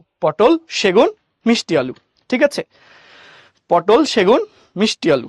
ঠিক আছে, ওকে, এই পর্যন্ত তো ক্লিয়ার। আচ্ছা, না আমাদের হাত কেটে গেলে নতুন জীব হবে না তো, আমাদের হাত কেটে গেলে আমরা ব্যথাই পাবো, কোনো লাভের লাভ কোনো কিছু হবে না। ঠিক আছে, ওকে। হ্যাঁ, কৃত্রিম অঙ্গজ প্রজনন সেটা আমরা পরে দেখতেছি। আমরা এখন প্রাকৃতিক সেগুন গাছ, সেগুন কাঠ নাম শুনেছ না? এই সেগুন কাঠের সেগুন গাছের মূল থেকে নতুন গাছ তৈরি হয়, ঠিক আছে, প্রাকৃতিক ভাবেই। এরপর আসো কাণ্ড রূপান্তরিত হয়ে কিভাবে তৈরি করে, নতুন জীব তৈরি করে। দেখো রূপান্তরিত কাণ্ডের মাধ্যমে কিভাবে নতুন উদ্ভিদ সৃষ্টি হয়, কিভাবে অঙ্গজ প্রজনন হয়, একটু খেয়াল করো। ফার্স্টে দেখো বলা আছে টিউবার, ফার্স্টে কি বলেছে? টিউবার। টিউবার জিনিসটা কি? দেখো টিউবার জিনিসটা কি বুঝিয়ে বলেছে, খুব সুন্দর করে বুঝিয়ে দেওয়া আছে তোমাদের বইয়ের ভাষায় সব। দেখো কিছু কিছু উদ্ভিদের মাটির নিচের শাখা, কিছু কিছু উদ্ভিদের মাটির নিচের শাখার যে অগ্রভাগ, মাটির নিচের শাখার অগ্রভাগে কি হয়? খাদ্য, খাদ্য সঞ্চয়ের ফলে স্ফীত হয়ে যায়, ফুলে যায়। কি হয়ে যায়? স্ফীত হয়ে ফুলে যায়। এর ফলে যে কন্দটা সৃষ্টি হয় তাদেরকে আমরা কি বলি? টিউবার বলি। তাদেরকে আমরা কি বলি? টিউবার বলি। অর্থাৎ আমরা যদি একটু বুঝিয়ে বলি, কোথায় বোঝাবো কোথায় বোঝাবো, ধরো এখানে একটু যদি বলি, ধরো এটা একটা মাটি, এটা ধরো মাটি, এর উপরে ধরো গাছ আছে, এর উপরে ধরো গাছটা আছে, পাতা টাতা কাণ্ড টাণ্ড আছে। কাণ্ডের একটা অংশ মাটির নিচে এসে ফুলে গেছে, কাণ্ডের একটা অংশ মাটির নিচে এসে কি হয়েছে? ফুলে গেছে। এই ফুলে যাওয়া অংশটা কি কেন ফুলে গেছে? খাদ্য সঞ্চয়ের ফলে। কিসের কারণে ফুলে গেছে? এই যে বললাম খাদ্য সঞ্চয়ের ফলে ফুলে গেছে। ঠিক আছে, এই খাদ্য সঞ্চয়ের কারণে যে ফুলে যাওয়া বা স্ফীত হওয়া, স্ফীত হয়ে যে ফোলা অংশটা তৈরি করলো, এর নামই আমরা কি দিচ্ছি? টিউবার। এর নামই কি দিচ্ছি? টিউবার। ঠিক আছে, এই টিউবারটাই কি হিসেবে আত্মপ্রকাশ করবে? নতুন উদ্ভিদ হিসেবে। কিভাবে? যেমন উদাহরণ হচ্ছে আলু। আলুটা কি? আলু গাছের কাণ্ড, আলু গাছের কাণ্ড খাদ্য সঞ্চয় করে ফুলে যায়। ফুলে যাওয়ার পরে এটাকে আমরা আলু হিসেবে খাই। তো আলুর গায়ে দেখবা ছোট ছোট আবার কি তৈরি হয়? আলুর গায়ে দেখবা ছোট ছোট হচ্ছে আবার চোখের মতো অংশ তৈরি হয়। কি তৈরি হয়? ছোট ছোট চোখের মতো অংশ তৈরি হয়। চোখের মতো অংশ থেকে আস্তে আস্তে মুকুল বের হয়ে আসে, চোখের মতো অংশ থেকে মুকুল বের হয়ে আসে। এই জন্য দেখবা আলু মাটিতে রোপণ করলে সেখান থেকে আবার আলু গাছ বের হয়, কারণ ওর ভেতরে অলরেডি মুকুল তৈরি হয়ে আছে, সেই মুকুল থেকে নতুন গাছ সৃষ্টি হবে। ঠিক আছে, কন্দর কি? কাণ্ড ফুলে গেলে সেটাকে বলা হয় কন্দ। ঠিক আছে, টিউবার শব্দের আরেকটা দেখো ফোলা কাণ্ড, কাণ্ড ফুলে গেলে সেটাকে আমরা কি বলি? কন্দ বলি। ঠিক আছে, হ্যাঁ, মিউ করে তো অযৌন জনন হয়, সমস্যা কি? মিউ করে তো অযৌন জনন তো হবেই। তো দেখো দেহের খণ্ডায়ন, এখন কিছু উদ্ভিদে তুমি বলতে চাচ্ছ মিউ করে কি শুধু স্পোরের মাধ্যমেই জনন হয়? না, স্পোরের মাধ্যমেও হয়, আবার কিছু কিছু মিউ করে দেখা যায় কি ইসের মাধ্যমে হচ্ছে, অর্থাৎ দেহের খণ্ডকায়নের মাধ্যমেও হচ্ছে। ঠিক আছে, যার না জীব কি? যার জীবন আছে সেই জীব, যার প্রোটোপ্লাজম আছে, যার কোষে প্রোটোপ্লাজম আছে সেই জীব। ঠিক আছে, ওকে। অবশ্যই ফারিয়া ডাইনোসর আমাদের থেকে অনুন্নত, কারণ ডাইনোসর যদি অনুন্নত না হইতো সে পৃথিবীতে টিকে থাকতো, সে বিলুপ্ত হয়ে গেছে। ঠিক আছে, উন্নত হইলে টিকে থাকতো, অনুন্নত তাই টিকে বিলুপ্ত হয়ে গিয়েছে। সেগুন কি? সেগুন গাছ, এই গাছ থেকে কাঠ পাওয়া যায়। ঠিক আছে, এটাই সেগুন গাছ। একটু কষ্ট করে গুগলে সার্চ দিয়ে দেখে নিও সেগুন গাছ দেখতে কিরকম। ওকে আরিয়ান, রিক্যাপ তুমি নিজে একবার দেখে নিও। ঠিক আছে, ক্লাস শেষে ভিডিওটা একবার রিপ্লে করে নিও। এখন আসো, এখন একটু খেয়াল করো, তারপরে সময় থাকলে আমরা রিক্যাপ করব। এখন একটু খেয়াল করো টিউবারের বিষয়টা আরেকবার একটু বুঝিয়ে বলছি। দেখো টিউবারটা কি? কোন একটা গাছ, গাছের কাণ্ড মাটির নিচে কি হবে? ফুলে যাবে, স্ফীত হবে। ওই স্ফীত হওয়া কাণ্ডটাকে আমরা কি বলবো? টিউবার বলবো। তো উদাহরণ কি? গোল আলু, অর্থাৎ আলু। এই টিউবারের ক্ষেত্রে ছোট ছোট দানা দানা অংশ থাকবে, মানে ছোট ছোট চোখের মতো অংশ থাকবে, যার মধ্যে থেকে কি বের হবে? কুড়ি বের হবে। এই কুড়িটাই বা মুকুলটাই আস্তে আস্তে নতুন উদ্ভিদ হিসেবে আত্মপ্রকাশ করবে। দেখো উদাহরণে দেওয়া আছে আলু, তো আলুটার ক্ষেত্রে আরো স্পেসিফাই করে দেই গোল আলু। ঠিক আছে, কোন আলু? গোল আলু। এটা একটু মনে রেখো, গোল আলু। ঠিক আছে, মিষ্টি আলু কিন্তু মূল, বাট গোল আলু হচ্ছে কাণ্ড। একটু খেয়াল করে যে মিষ্টি আলু, মিষ্টি আলুটা কি ছিল? মিষ্টি আলু কিন্তু ছিল মূল। ঠিক আছে, গোল আলু কিন্তু কাণ্ড, এটা একটু খেয়াল রেখো। এরপর আসো রাইজোম। এরপর একটু খেয়াল করো রাইজোম। What is rhizome? রাইজোমটা কি? দেখো মাটির নিচে, রাইজোমটা কিরকম? মাটির নিচে, মাটির নিচে ভূমির সমান্তরালে, মাটির নিচে ভূমির সমান্তরালে এরা অবস্থান করবে। কাণ্ডের মতো এদেরও কি থাকবে? পর্ব পর্ব সন্ধি থাকবে। অর্থাৎ এটাও যদি আমি একটু বুঝিয়ে বলি, ধরে নাও এটা মাটি, ধরে নাও এটা মাটি। এই মাটির নিচে ধরো এটা হচ্ছে গাছের পাতাটাতে এখান দিয়ে আছে, এটা ধরে নাও গাছের পাতা। ঠিক আছে, এটা ধরে নাও গাছের পাতা এখান দিয়ে আছে, কিন্তু মাটির নিচে কাণ্ডটা এইভাবে সমান্তরালে, ভূমির সমান্তরালে বড় হতে থাকবে। এটা ধরে নাও হচ্ছে কাণ্ড। এই যে আঁকলাম এটা কি কাণ্ড। কিভাবে বড় হয়েছে? ভূমির, এটা তো ভূমি ছিল, তো ভূমির নিচে ভূমির সমান্তরালে বড় হয়েছে না আনুভূমিক ভাবে? ধরে নাও আমার এই হাতটা, আমার এই হাতটা হচ্ছে ভূমি। তো এই ক্যালকুলেটর, এই দেখো একটা কিউট ক্যালকুলেটর, তোমরা ম্যাথ করো ক্যালকুলেটর দিয়ে। তো এই যে এটা ধরো ভূমি, ভূমির নিচে এটা ধরে নাও হচ্ছে রাইজোম, অর্থাৎ আড়াআড়ি ভাবে ভূমির সমান্তরালে একটা কাণ্ড বড় হচ্ছে। এই আড়াআড়ি ভাবে বড় হওয়া কাণ্ডটাকেই আমরা কি বলছি? রাইজোম। কি বলছি? রাইজোম। কিরকম? এই যে আমি যে শেপটা গেছি দেখো তো, একটা আদার মতো দেখতে না? তো এই ভূমির নিচে ভূমির সমান্তরালে যে কাণ্ডটা বড় হয় তাকেই আমরা কি বলি? রাইজোম। উদাহরণ হচ্ছে কি? আদা। উদাহরণটা কি? আদা। ঠিক আছে, ক্লিয়ার? এটা হচ্ছে আদা। ওকে, ঠিক আছে। এখন একটু দেখো, এখন একটু খেয়াল করো, সেটা হচ্ছে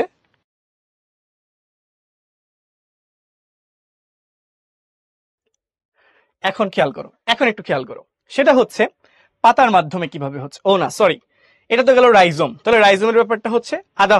আদা, ঠিক আছে। আদার পাশাপাশি আরেকটা জেনে রাখতে পারো, আমরা যে বাসায় হলুদ খাই না, হলুদ তরকারি রান্নার সময় যে হলুদের গুঁড়া দেয় না, তরকারি হলুদ হয়, বা খিচুড়ি যে হলুদ কালারটা হচ্ছে, যে হলুদ দিলে সে হলুদও কিন্তু এই রাইজোমের উদাহরণ। ঠিক আছে, পর্ব সন্ধিটা বুঝিয়ে দেন রাইয়ান শামস। দেখো পর্ব সন্ধি, এখানে আসলে জায়গা নাই বুঝাইতে বুঝাইতে, তারপরে একটু ছোট্ট করে আমরা অন্য পেজে যাবো না, এক স্লাইডে রাখার ট্রাই করছি যাতে তোমাদের ভিজুয়াল মেমোরি ক্রিয়েট হয়, একবার একবার করে দেখলে মনে পড়ে। ঠিক আছে, কোনটা কি ছিল। এখানে একটু বলি, ধরো এটা একটা গাছ, এই গাছের এখান থেকে একটা শাখা বের হয়েছে, একটা ডাল বের হয়েছে, বা এখান থেকে আরেকটা শাখা বা ডাল বের হয়েছে। তাহলে এই জায়গাটা হচ্ছে গাছের একটা পর্ব। কোন জায়গাটা? অন্য কালি দিয়ে দেখায়। এই যে এটা হচ্ছে গাছের একটা পর্ব, এটা কি গাছের একটা পর্ব। তো এই যে পর্বে যে একটা জয়েন্ট তৈরি হলো, পর্বে যে একটা জয়েন্ট তৈরি হলো, এগুলোই হচ্ছে পর্ব সন্ধি। আর দুইটা পর্বের মাঝখানের যে ফাঁকা জায়গাটা, সেটা হচ্ছে পর্ব মধ্য। ক্লিয়ার বিষয়টা? হ্যাঁ, হলুদও হবে, লিখে দিয়েছি তো, হলুদও হবে, অসুবিধা নাই। ঠিক আছে, ওকে ওকে, ঠিক আছে। হ্যাঁ, এটা হওয়াটাই নেচার, গাছের সাথে এরকম হওয়াটাই নেচার, এটাই নর্মাল। এখানে কোনো কিছু অ্যাবনর্মাল না, সবটাই প্রাকৃতিক। আমরা পড়ছি প্রাকৃতিক অঙ্গজ প্রজনন, খেয়াল করো, এটা পুরাটাই প্রাকৃতিক। ঠিক আছে, এখন আসো আরেকটা কিসের মাধ্যমে, দেখো বলা আছে কন্দ বা বাল্ব, আরেকটা বলা হচ্ছে কি কন্দ বা বাল্ব। বাল্বটা কিরকম? পেঁয়াজ। আমি একটু বুঝিয়ে বলি, অতি ক্ষুদ্র কাণ্ড বলেছে, পেঁয়াজ। তোমরা তো সবাই কম বেশি পেঁয়াজ দেখেছো, পেঁয়াজ না দেখার কোনো সুযোগ নেই। তারপরে একটু এই যে একটু খেয়াল করো, পেঁয়াজটা দেখতে কিরকম হয়? এরকম হয় না দেখতে পেঁয়াজ? কিন্তু মজার ব্যাপার হচ্ছে পেঁয়াজের নিচে খুবই ছোট্ট একটা কাণ্ড থাকে, এবং এর নিচে আবার কি থাকে বলতো? এর নিচে যে দাড়ির মতো দেখতে কিছু দুষ্টু জিনিস থাকে, এই যে এরকম দাড়ির মতো, লোমের মতো অনেকটা শক্ত শক্ত জিনিস থাকে, তাই না? পেঁয়াজের নিচের দিকটা এরকম না? পেঁয়াজের নিচের দিকটা এরকম কি না? তো এই যে আমি ব্লু কালিতে দেখাইলাম, এই যে নীল যে অংশটা, অতি ক্ষুদ্র কাণ্ড, এই যে আমি যেটা পুরা নীল করে দিলাম, এই অতি ক্ষুদ্র অংশটাই কি পেঁয়াজের বাল্ব। এই অতি ক্ষুদ্র অংশটাই হচ্ছে পেঁয়াজের বাল্ব, এই জন্য বলা হচ্ছে বাল্বটা কি? অতি ক্ষুদ্র কাণ্ড। ঠিক আছে, পেঁয়াজ রসুন সবার উভয়ের ক্ষেত্রে দেখা যায়। ঠিক আছে, পেঁয়াজ রসুন উভয়ের ক্ষেত্রেই দেখা যায়। তো এই যে লেখা আছে পেঁয়াজ রসুন। ঠিক আছে, ক্লিয়ার বিষয়টা? ভাই তুমি যে কে এটা বুয়েট ডিএমসি কমেন্ট করে রাখছো, কি দরকার ভাই? বুয়েট ডিএমসি কমেন্ট করার চেয়ে ভালো করে বুঝো তাহলে। দাড়ি দুষ্টু জিনিস বললাম হচ্ছে এই যে জিনিসটা বেশি ভিড় করে থাকে, এই জন্য। তো দাড়ি দুষ্টু কেন বললাম? এই যে বড় বড় দাড়ি না, তো রাতে ঘুমাইতে গেলে দাড়ি হচ্ছে এলোমেলো হয়ে যায়, তো এই জন্য এটাকে আমি একটু দুষ্টু বলি আর কি। ঠিক আছে, কথা শুনতে চায় না, ঠিকঠাক থাকে না, এলোমেলো হয়ে যায়, এই জন্য বললাম। এখন দেখো, এখন একটু দেখো, এখন আসো, ওকে, এখন একটু খেয়াল করো, এখন একটু খেয়াল করো। কাণ্ডের মাধ্যমে তাহলে তিনটা পেয়েছে, একটা হচ্ছে টিউবার, রাইজোম, আরেকটা হচ্ছে বাল্ব। এরপরে দেখো আরেকটু আছে, দুইটা, আরেকটা হচ্ছে স্টোলন। দেখো কাণ্ডের মাধ্যমে কিভাবে অঙ্গজ প্রজনন হয়, আরেকটা হচ্ছে স্টোলন। স্টোলন কি? আমরা কচুর লতি খেয়েছি না বাসায়? তোমাদের বিভিন্ন এলাকায় বিভিন্ন নামে ডাকতে পারে। বাসায় আমাদের কচু রান্না করে না, কচুর লতি দিয়ে বিভিন্ন তরকারি রান্না করে। এই কচুর লতিটা হচ্ছে আসলে স্টোলন। একটু বুঝিয়ে বলি, দেখো কচুর শাখাকাণ্ড, কচুর শাখাকাণ্ড, কচুর শাখাকাণ্ড পরিবর্তিত হয়ে স্টোলন তৈরি হয়। কচুর কাণ্ডটা সাধারণত মোটা হয়, মেন কচু গাছটা মোটা হয়। ঠিক আছে, মোটা হয়ে এরপর আস্তে আস্তে পাতা টাতা থাকে। তো কচু গাছের গায়ে যে ছোট ছোট শাখা বের হয়, কচু থেকে যে ছোট ছোট শাখা বের হয়, ঠিক আছে, এই শাখা কাণ্ডগুলাকে আমরা কি বলছি? এই শাখা কাণ্ডগুলাকে আমরা বলছি স্টোলন। এই স্টোলন থেকে আস্তে আস্তে কি পাওয়া যাবে? নতুন গাছ পাওয়া যাবে। ঠিক আছে, উদাহরণ দেখো আছে কচু, পুদিনা, কচু, পুদিনা। ঠিক আছে, ওকে। এখন একটু খেয়াল করো, হ্যাঁ কচুর লতি যেটা। এরপর খেয়াল করো হচ্ছে অফসেট। এরপরটা কি? অফসেট। অফসেটও স্পেশালাইজড কাণ্ড, অফসেটও বিশেষ ধরনের কাণ্ড। দেখো কি বলেছে, জলজ উদ্ভিদে অফসেট দেখা যাবে কাদের ক্ষেত্রে? জলজ উদ্ভিদে। কি বলেছে একটু খেয়াল করো, জলজ উদ্ভিদের, এটা একটু ভালো করে মনে রাখবো, অফসেট পাবো জলজ উদ্ভিদের শাখাকাণ্ড বৃদ্ধি পেয়ে, জলজ উদ্ভিদের শাখাকাণ্ড বৃদ্ধি পেয়ে নতুন উদ্ভিদ সৃষ্টি হবে। কিরকম? কচুরিপানার কথা যদি আমরা চিন্তা করি, ধরে নাও এটা একটা কচুরিপানা, ধরে নাও এটা কি একটা কচুরিপানা। ঠিক আছে, এই কচুরিপানায় শাখা মানে কাণ্ডের শাখা বৃদ্ধিপ্রাপ্ত হয়েছে, এটা ধরো একটা কাণ্ড, এর একটা শাখা বৃদ্ধিপ্রাপ্ত হয়েছে, এটা ধরো কাণ্ড, এর একটা শাখা এভাবে বৃদ্ধিপ্রাপ্ত হয়েছে। এই যে শাখা বৃদ্ধিপ্রাপ্ত হয়ে কিছু দূর গিয়ে আরেকটা কচুরিপানা গাছ তৈরি করে ফেললো। তো কিছুদিন পর দেখা যাবে কি এই নতুন তৈরি হওয়া কাণ্ডটা এই আগের কাণ্ড থেকে আলাদা হয়ে গেছে। এরপর এটা স্বাধীন দুইটা গাছ কি পরস্পর থেকে আলাদা, অর্থাৎ নতুন গাছটা কি স্বাধীন কচুরিপানা গাছ হিসেবে আত্মপ্রকাশ করলো। ঠিক আছে, এটাই হচ্ছে তোমার অফসেট। এটাই কি অফসেট। দেখো এই যে এক্সাম্পলে বলা আছে কচুরিপানা। আরেকটা উদাহরণ অ্যাড করে নাও, টোপা পানা, সব ধরনের পানা। ঠিক আছে, টোপা পানা, যে পুকুরে যে পানা টানা দেখা যায় না, সেগুলাই হচ্ছে কি তোমার অফসেট। এরপর আসে হচ্ছে বুলবিল। এরপর আমরা চলে আসবো কোথায়? বুলবিল। ঠিক আছে, এরপর আসো বুলবিল। What is বুলবিল? কোন কোন উদ্ভিদের কাক্ষিক মুকুলের বৃদ্ধি যথাযথভাবে না হয়ে, কাক্ষিক মুকুলের বৃদ্ধি কি হবে না? যথাযথভাবে হবে না। বুলবিলটা কি? বুলবিল হচ্ছে কাক্ষিক মুকুলের বৃদ্ধি যথাযথ হবে না। উদ্ভিদের কাক্ষিক মুকুলের বৃদ্ধি যথাযথভাবে না হয়ে পিণ্ডের মতো আকার ধারণ করবে, এদেরকে আমরা বলি বুলবিল। এখন প্রশ্ন হচ্ছে কাক্ষিক মুকুল কি? আসো একটু শেখাই। দুইটা জিনিস শেখাবো, শীর্ষ মুকুল, কাক্ষিক মুকুল, দুইটা জিনিস শেখাবো, আজীবন মনে রাখবা। ঠিক আছে, ঠিক আছে, হ্যাঁ এইটাই আমি বোঝাবো, শীর্ষ মুকুল, কাক্ষিক মুকুল। অলরেডি তোমরা জানতে চেয়েছো, এটা আমি একটু বুঝিয়ে দিচ্ছি। ঠিক আছে, ওকে, একটু খেলো বলছি একটু খেয়াল করো। ঠিক আছে, এখন দেখো শীর্ষ মুকুল কি, কাক্ষিক মুকুল কি। ধরে নাও এটা একটা কাণ্ড, ধরে নাও এটা কি একটা কাণ্ড। এই যে এই দাগটা যে দিয়েছি, এটা ধরে নাও একটা কাণ্ড। এই কাণ্ডটা লম্বা হবে কিভাবে? এই কাণ্ডটা লম্বা হবে এর শীর্ষে মুকুল তৈরি হওয়ার মাধ্যমে। মুকুল দ্বারা, এই মুকুলের কারণে কাণ্ডটা আস্তে আস্তে লম্বা হচ্ছে। তো কাণ্ডের শীর্ষে যে মুকুলটা তৈরি হয়েছে, এটাকে বলা হচ্ছে শীর্ষ মুকুল। এই যে শীর্ষে যে মুকুলটা তৈরি হয়েছে, এর নাম কি? শীর্ষ মুকুল। এরপর ধরে নাও এই কাণ্ড থেকে একটা শাখা বের হয়েছে, একটা ডাল। এই ডালে ধরো পাতা টাতা অনেক কিছু আছে, এই ডালে ধরো পাতা টাতা ফুল ফল অনেক কিছু আছে। তো এই যে কাণ্ডের পর্বের কিনারায়, তাহলে কি এটা কি একটা পর্ব না? এটা কি? অবশ্যই একটা পর্ব। এটা কি? পর্ব। তো পর্বের কিনারায় যে ছোট্ট আবার মুকুল তৈরি হয়, কাণ্ডের পর্বের কিনারায়, পর্বের কোণে যে ছোট্ট মুকুল তৈরি হয়, এটাকে আমরা বলি কাক্ষিক মুকুল। তাহলে যদি আমরা মার্কিং করে দেখাই, তাহলে হচ্ছে এই হলুদ যে কালারে দেখিয়েছে, এটা কি কাণ্ডের শীর্ষে অবস্থিত, এটাকে আমরা বলবো শীর্ষ মুকুল। আর যে কাণ্ডের কক্ষে যে মুকুল পিঙ্ক কালারে আমরা দেখিয়েছি, কাণ্ডের কক্ষে অবস্থিত যে মুকুল বা কোণায় অবস্থিত মুকুল, সেটা হচ্ছে কি? কাক্ষিক মুকুল। সেটা কি? কাক্ষিক মুকুল। তো এখন যদি একটু বুঝিয়ে বলি, ধরে নাও এটা একটা গাছ, এই গাছে এটা একটা ডাল, এই ডালের মধ্যে এখানে একটা কাক্ষিক মুকুল, এটা হচ্ছে খাদ্য সঞ্চয় করে ফুলে গিয়েছে। কাক্ষিক মুকুল কি হয়েছে? খাদ্য সঞ্চয় করে ফুলে গিয়েছে।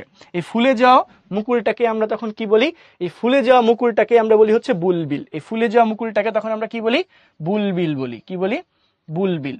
এই বুলবিলটাই অ্যাকচুয়ালি কি? চুপড়ি আলু। যেমন চুপড়ি আলু গাছে এই ঘটনাটা ঘটে, এই বুলবিলটাই চুপড়ি আলু। এটা পরবর্তীতে আলাদা হয়ে নতুন উদ্ভিদ হিসেবে আত্মপ্রকাশ করার মানে সক্ষমতা রাখে আর কি। ঠিক আছে, চুপড়ি আলু একটা বিশেষ জাতের আলু। চুপড়ি আলু কিভাবে তৈরি হয় বললামই তো। বিশেষ কিছু আলুর জাত আছে, যে আলুর গাছে কি হয়? কাক্ষিক মুকুলটা ফুলে যায়, খাদ্য সঞ্চয় করে ফুলে গিয়ে চুপড়ি আলুতে পরিণত হয়, অর্থাৎ বুলবিলে পরিণত হয়। এই বুলবিলটা কি হয়? পরবর্তীতে নতুন উদ্ভিদ হিসেবে আত্মপ্রকাশ করে। দেখো কি বলেছে, দেখো এখানে কি বলেছে, যে কোন কোন উদ্ভিদের কাক্ষিক মুকুলের বৃদ্ধি, কোন মুকুল? কাক্ষিক মুকুল। কাক্ষিক মুকুলের বৃদ্ধি যথাযথভাবে হয় না, ফলে এটা কি হয়? পিণ্ডের মতো আকার ধারণ করে। যে গোলাকার মাংসপিণ্ডের মতো আকার ধারণ করেছে, এই যে পিণ্ডের মতো আকার ধারণ করেছে, পিণ্ডের মতো আকার ধারণ করে, এদেরকে আমরা কি বলি? বুলবিল বলি। এক্সাম্পল কি? চুপড়ি আলু। এখন একটু খেয়াল করো, ফাইনালি আসো পাতার মাধ্যমে কিভাবে হচ্ছে। কিছু কিছু গাছের পাতার কিনারায়, কিছু কিছু গাছের পাতার কিনারায় মুকুল সৃষ্টি হয়। এই মুকুলটা পরবর্তীতে নতুন উদ্ভিদের তৈরি করে থাকে। উদাহরণ কি? পাথরকুচি।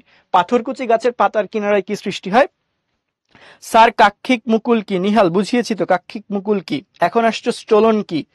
আমরুল শাকের স্টোলন। স্টোলন কি? স্টোলনে তো বুঝাইলাম, কচুর শাখাকাণ্ড। এই যে কচুর শাখাকাণ্ড, এই শাখাকাণ্ড আলাদা হয়ে নতুন কচু গাছ হিসেবে আত্মপ্রকাশ করে। ঠিক আছে, টিউবার ফেটে গিয়ে না, টিউবার আলাদা হয়ে যায় গাছ থেকে। রামিসা, টিউবার ফেটে যাবে কেন? টিউবার গাছ থেকে আলাদা হয়ে যাবে। ঠিক আছে, পুরাতন গাছ থেকে আলাদা হয়ে নতুন গাছ হিসেবে আত্মপ্রকাশ করবে। টিউবার থেকে বের হওয়া মুকুল। মুকুল কি? ব্রেক লাগবে না, ক্লাস শেষ করে দিব এখনই।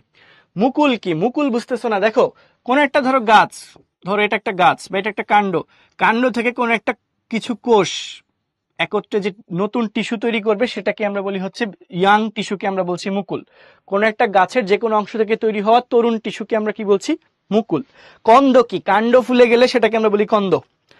কাণ্ড ফুলে গেলে সেটাকে আমরা বলি, আচ্ছা ফ্লাওয়ার বা ফ্রুটস কি জড়? না, সজীব। ফ্লাওয়ার বা ফ্রুটস দুইটাই সজীব, ঠিক আছে। আচ্ছা ওকে, এখন সামনে যাই, সেটা হচ্ছে কৃত্রিম অঙ্গজ প্রজনন। এতক্ষণ আমরা প্রাকৃতিক অঙ্গজ পড়েছি, প্রাকৃতিক অঙ্গজটা আরেকবার রিক্যাপ করবো 1 মিনিটে, একটু খেয়াল করো। প্রাকৃতিক অঙ্গজ প্রজনন কিভাবে হচ্ছে আবার একটু বলি, সবাই মনোযোগ দাও, কমেন্ট থামাও, ঠিক আছে, একটু খেয়াল করো। এন্ড টাইম নিয়ে তোমার এত সচেতন হওয়ার দরকার নেই, ঠিক আছে। ক্লাস ফিনিশ করবো না আজকে, সারা রাত ক্লাস হবে। এখন খেয়াল করো, দুষ্টামি করবে না কমেন্টে, এদিকে তাকাও।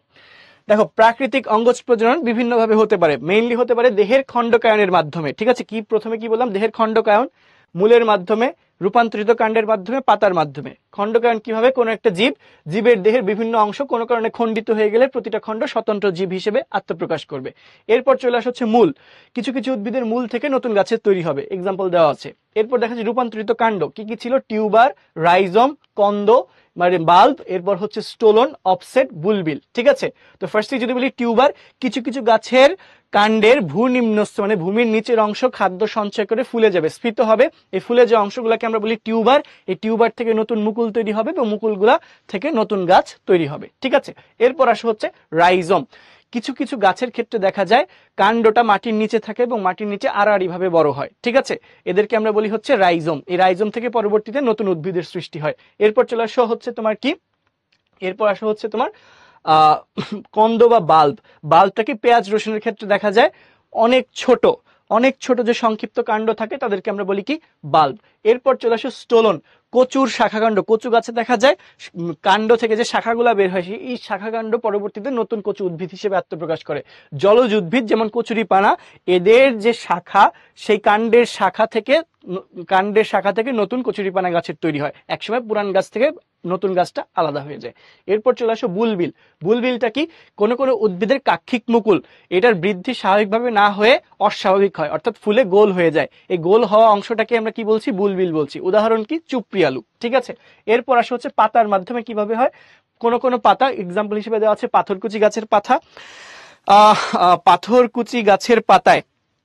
পাথরকুচি গাছের পাতার কিনারা থেকে কুড়ি বা মুকুল তৈরি হয়। এই কুড়ি বা মুকুলগুলা নতুন উদ্ভিদ হিসেবে আত্মপ্রকাশ করে, ঠিক আছে।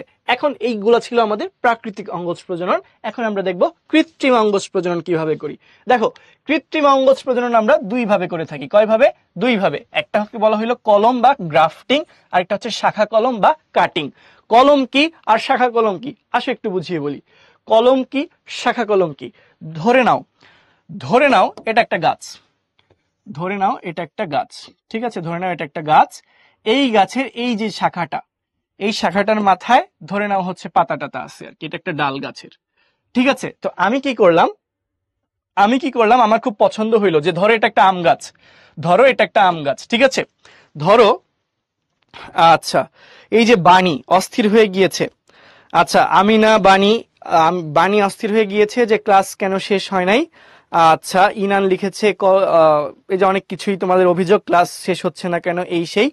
দেখো একটু খেয়াল করো, ট্রি এরকম হয় না, তামিমের আপত্তি, অযথা স্প্যামিং। আবারও একটু খেয়াল করো, ধরে নাও এটা একটা গাছ। তো গাছের আরো ডালপালা শাখা প্রশাখা দেখাইলাম না, ঠিক আছে। ধরে নাও এটা একটা গাছ।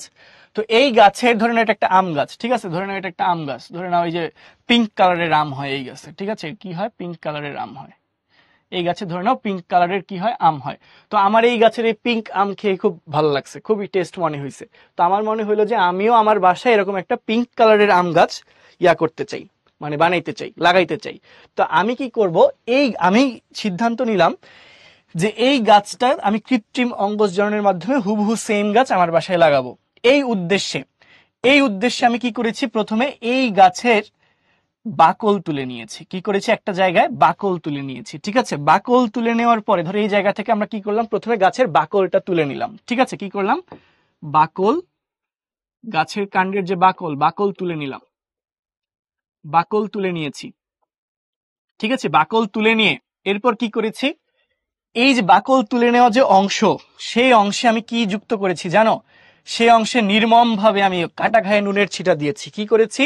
গোবর আর মাটি লাগিয়ে দিয়েছি। কি লাগিয়ে দিয়েছি? গোবর আর মাটি। কি লাগিয়ে দিয়েছি এখানে? গোবর আর মাটি লাগিয়ে দিয়েছি। গোবর আর মাটি লাগিয়ে দিয়ে তাহলে কি বললাম? বাকল তুলে নিয়েছি, এরপর কি লাগাতে হবে? গোবর আর মাটি, গোবর আর মাটির মিশ্রণ যুক্ত করতে হবে। গোবর মাটির মিশ্রণ ওই ক্ষতস্থানে যুক্ত করতে হবে। ঠিক আছে, কি করেছি এরপর? গোবর মাটির মিশ্রণ যুক্ত করেছি। এরপর কি করেছি? পলিথিন বা যে কোনো শীট দিয়ে এটাকে আবৃত করে দিয়েছি। কি দিয়ে? পলিথিন বা যে কোনো শীট দিয়ে এটাকে আমি কি করে দিয়েছি? আবৃত করে দিয়েছি। ধরুন এটা একটা পলিথিনের শীট, এই পলিথিনের শীট দিয়ে এটাকে আমি আবৃত করে দিয়েছি, ঢেকে দিয়েছি। ঠিক আছে, পলিথিনের শীট দিয়ে এটাকে আমি কি করেছি? পেঁচিয়ে দিয়েছি, ঢেকে দিয়েছি। তো এইভাবে কিছুদিন রেখে দিলে তাহলে পলিথিন বা অন্য যে কোনো উপাদানের শীট দিয়ে, পলিথিন দিয়ে আবৃত, পলিথিন দিয়ে আবৃত করে রেখে দিয়েছি, পলিথিন দিয়ে আবৃত করে রেখেছি, বেঁধে রেখে দিয়েছি। তো রেখে দিলে কিছুদিন পর দেখা যাবে এর মধ্য থেকে মূল বের হবে। কি বের হবে? মূল গজাবে। কি গজাবে? নতুন মূল তৈরি হবে। মূল তৈরি হয়ে গেলেই আমি দেখো একটা গাছের মধ্যে অলরেডি নতুন গাছ তৈরি হয়ে ফেলেছি। গাছের বাকল কি? গাছের ত্বক, চামড়া, আবরণ। ঠিক আছে, এখন দেখো খোলস আর কি। এরপর আমি কি করলাম? একটা ছুরি নিলাম। একটা ছুরি নিয়ে কি করলাম? এই আমার হাতটা চিন্তা করে একটা ছুরি, এই ছুরি নিয়ে বা একটা কোদাল দিয়ে বা কাঁচি দিয়ে গাছের ডালটাকে কেটে নিলাম। নিয়েছি গাছের ডাল কেটে। এখন দেখো গাছের ডালে পাতা আছে, কাণ্ড আছে, মূলও আছে। নতুন একটা গাছ তৈরি হয়ে গেল না? এই তো এখন এই পিঙ্ক আমওয়ালা নতুন গাছ আমি আমার বাসায় এনে লাগিয়ে দিলাম। এই যে পিঙ্ক আম ডালওয়ালা নতুন আম গাছ আমি আমার বাসায় এনে রোপণ করে দিলাম। এরপর আমার বাসায় এই যে পিঙ্ক কালারের আম হয়। ধরে নাও পিঙ্ক না, এটা কমলা আম হইছে। ঠিক আছে, ক্লিয়ার? আচ্ছা, পলিথিন কেন লাগে? বাতাস ঢুকলে সমস্যা। হ্যাঁ, যাতে ভাইরাস, ব্যাকটেরিয়া বা শৈবাল ছত্রাক আক্রমণ করে পচে যাতে না যায়, এই জন্য হচ্ছে ইয়া করা হয়। এটাকে আমরা বলছি কলম বা গ্রাফটিং। ঠিক আছে, এখন আসো শাখা কলম। শাখা কলমের বিষয়টা কি? শাখা কলমের বিষয়টা হচ্ছে, ধরে নাও এটা একটা গাছ, এটা হচ্ছে গাছের শাখা। ঠিক আছে, তো এর গায়ে ধরে নাও হচ্ছে কি আছে? পাতা আছে। তো আমার এই গাছের, ধরো এটা হচ্ছে একটা লিচু গাছ। কি গাছ? ছোট ছোট লিচু তৈরি হয়েছে। ধরে নাও এটা একটা কি গাছ? লিচু গাছ। ঠিক আছে, এটা ধরে নাও লিচু গাছ, ছোট ছোট লিচু তৈরি হয়েছে। আমার এই গাছের এই হলুদ লিচু খুব পছন্দ হয়েছে। এই জন্য আমি কি করব? এত কষ্ট করে আর এই কলম করতে যাব না। আমি জাস্ট একটা কোদাল বা কুড়াল কিছু একটা নিব। কোদাল বা কুড়াল কিছু একটা নিয়ে গাছের ডালটা টাস করে কেটে নিব। এই যে কেটে ফেললাম। কেটে ফেলার পরে এই ডালটাকে আমি সরাসরি মাটিতে রোপণ করে দিব। কি করব? ধরে নাও এটা মাটি বা একটা টব, এই ডালটাকে আমি টবে এরপর রোপণ করে দিয়েছি। এরপর আস্তে আস্তে এখান থেকে মূল গজিয়ে যাবে। ঠিক আছে, এই পদ্ধতিটাকে আমরা কি বলছি? শাখা কলম, অর্থাৎ গাছের শাখা সরাসরি কেটে নিয়ে ফেললাম। ঠিক আছে, হ্যাঁ বানি গোলাপ গাছে শাখা কলম হয়। ঠিক আছে, ওকে। না, গোবর দিলে পচবে না, ওটা হচ্ছে সার হিসেবে কাজ করে। গোবরটা সার হিসেবে পুষ্টি সরবরাহ করে। ঠিক আছে, ক্লিয়ার এই বিষয়টা? আচ্ছা, এই দুইটা হচ্ছে কলম পদ্ধতি। তো এই ছিল আমাদের আজকের কথাবার্তা। এখন হচ্ছে একটু আমরা দুইটা হোমওয়ার্ক না, অনুধাবনমূলক প্রশ্ন দেখবো দুইটা। ঠিক আছে, দুইটা অনুধাবনমূলক প্রশ্ন দেখবো। সেটা হচ্ছে, হ্যাঁ কাটিং করলেও কাজ করে, যে কোনো গাছে কাটিং করলে তো আর কাজ করবে না, স্পেসিফিক কিছু গাছে কাটিং পদ্ধতি কাজে লাগে। এখন দেখো, আলুকে রূপান্তরিত কাণ্ড বলা হয় কেন? আলুকে রূপান্তরিত কাণ্ড বলা হয় কেন? আলু হচ্ছে টিউবার বা স্ফীতগন্ধ। কেন আলুকে টিউবার কেন বলা হয়? কারণ আলুর ভূনিম্নস্থ শাখা, আলুর যে কাণ্ড, এটার ভূনিম্নস্থ শাখা খাদ্য সঞ্চয় করে ফুলে যায়, এজন্য এটাকে কি বলা হয়? রূপান্তরিত কাণ্ড। এরপর আদাকে রাইজোম বলা হয় কেন? আদা, ওই যে আদার কাণ্ড কি হচ্ছে? মাটির নিচে আড়াআড়ি ভাবে, অর্থাৎ ভূমির সমান্তরালে বড় হচ্ছে, খাদ্য সঞ্চয় করে ফুলে যাচ্ছে, কাণ্ডটা আলাদা হয়ে নতুন উদ্ভিদ হিসেবে আত্মপ্রকাশ করছে। তো এই জন্য এটাকে হচ্ছে আমরা রাইজোম বলছি। ঠিক আছে, সো এটা তো আমরা অলরেডি পড়েছি। এখন দেখো, কুইজ আছে তোমাদের জন্য একটা। চমৎকার ভাবে কুইজের আনসার দাও, খুবই ইজি কুইজ। দেখো কি বলছে, কোনটি রাইজোমের উদাহরণ? আমরা মাত্রই আলোচনা করলাম এই টপিকটা নিয়ে, মাত্রই আলোচনা করেছি এই টপিকটা নিয়ে। ঠিক আছে, আনসার করে ফেলো, মাত্র আগের স্লাইডেই ছিল এটার আনসার। যারা ভুল করছো, ভার্চুয়াল মাইর, ঠিক আছে, নববর্ষের প্রথম মাইর, এটা ভুল করার জন্য দেওয়া উচিত, বুঝছো? ভুল করো না, আনসার করো, আনসার করো, আনসার করো। অর্ধেক স্টুডেন্ট মাত্র কেবল অ্যাটেন্ড করেছো, দ্রুত দ্রুত সবাই অ্যাটেন্ড করো, সবাই অ্যাটেন্ড করো, সবাই অ্যাটেন্ড করো। যারা ক্লাসে আছো সবাই অ্যাটেন্ড করো, বাকিরা অ্যাটেন্ড করছো না কেন? দ্রুত, মানে করবো না কি হয় না হয়, দ্রুত অ্যাটেন্ড করো। আরো অনেকে বাকি আছে, দ্রুত দ্রুত সবাই সবাই। এটা আজকে লাস্ট কুইজ, এরপর আর কোনো কুইজ নাই, সবাই অ্যাটেন্ড করো। করেছো? হচ্ছে না তো, এরপরেও কিছু দুষ্টু অ্যাটেন্ড করতে চাচ্ছ না, পালিয়ে পালিয়ে বেড়াচ্ছ। অ্যাটেন্ড করো, আমরা ক্লোজ করে দিব। 3, 2, 1, ক্লোজ। আচ্ছা, তো দেখো কোনটি রাইজোমের উদাহরণ? আদা, হলুদ। ভূনিম্নস্থ কাণ্ড কি হবে? ভূমির সমান্তরালে বড় হবে। ঠিক আছে, তো আনসার হবে কি? আদা। তো দেখি আমরা লিডার বোর্ডটা একটু দেখে ফেলি। ভার্চুয়াল মায়ের কি আসলে একটু বলবেন? ভার্চুয়াল মায়ের হচ্ছে যে এখান থেকে মায়ের দিলাম, তুমি তোমার গায়ে লাগলো, এটাই ভার্চুয়াল মায়ের। ঠিক আছে, এখন শোনো, লিডার বোর্ডটা আমরা একটু দেখি। সেটা হচ্ছে সবচেয়ে কম সময়ে সঠিক উত্তর হচ্ছে মারুফ। সঠিক উত্তর দিয়েছে হচ্ছে মারুফ। কংগ্রাচুলেশনস মারুফ। এরপর হচ্ছে সৌভিক, মানসিফ, সোয়াদ, তাহমিদ, ইনান, তালহা, তানজিলা, মুনতাহা, সাফাইরা। কংগ্রাচুলেশনস তোমাদের সবাইকে। এর বাহিরেও যারা সঠিক উত্তর দিয়েছো তোমাদের সবাইকে অনেক অনেক শুভেচ্ছা এবং অভিনন্দন। আসো, হোমওয়ার্ক কি আছে একটু দেখে নিই। ও না, আরেকটা কুইজ আছে, সরি, আরেকটা কুইজ আছে, আনসার করে ফেলো। দেখো, কোনটি স্টোলনের অ্যান্সার হচ্ছে, দাঁড়াও, এটা হচ্ছে তোমার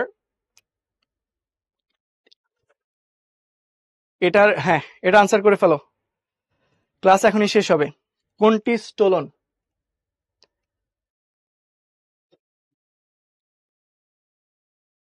স্টোলন? সবাই আনসার করো দ্রুত, ক্লাস এখনই শেষ হবে।